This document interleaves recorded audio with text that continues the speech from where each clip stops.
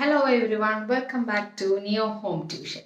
So ഇന്ന് ഞാൻ പുതിയൊരു ചാപ്റ്ററിൽ ട്രയാങ്കിൾസ്, നിങ്ങൾ 10th പഠിക്കുന്നത് നിങ്ങൾ ട്രയാങ്കിൾസ് എന്ന് പറയുന്ന ചാപ്റ്ററിലെ ഒരു പ്രോബ്ലം ആയിട്ടാണ് നിങ്ങൾക്ക് വന്നിട്ടുള്ളത്. സോ എല്ലാവരും കുറച്ച് ടഫ് അല്ലെങ്കിൽ കുറച്ച് കോംപ്ലിക്കേറ്റഡ് ആയിട്ട് കരുതുന്ന ഒരു ചാപ്റ്ററാണ് ട്രയാങ്കിൾസ് അല്ലേ. സോ അതിലൊരു പ്രോബ്ലം എങ്ങനെ എളുപ്പത്തിൽ ചെയ്യാം എന്നാണ്. സോ ഈ type of problems in A triangle ABCDE parallel BC and if AD equal to 3 cm, AD 3 cm വന്ന ഈ ഒരു measurement and DB is equal to 2 cm, find AE if EC is equal to 4 cm. ഇത്രയും കാര്യങ്ങൾ നമുക്ക് തന്നിട്ടുണ്ട്. നമുക്ക് എന്താണ് കണ്ടുപിടിക്കേണ്ടത്? AE ആണ് കണ്ടുപിടിക്കേണ്ടത് അല്ലെ. ഇതിൽ നമുക്ക് തന്നിട്ടുള്ള DE പാരലൽ BC എന്ന് പറഞ്ഞ് തന്നിട്ടുണ്ട്. സോ ഒരുപാട് ആലോചിക്കാതെ തന്നെ നമുക്ക് ഈ ഒരു പ്രോബ്ലം ചെയ്യാവുന്നതാണ്. നമുക്ക് ബേസിക് പ്രൊപ്പോർഷണാലിറ്റി തിയറം പറഞ്ഞൊരു തിയറം ഉണ്ട്. സോ ആ ഒരു തിയറം പ്രകാരം നമുക്ക് എന്ത് പറയാൻ പറ്റും?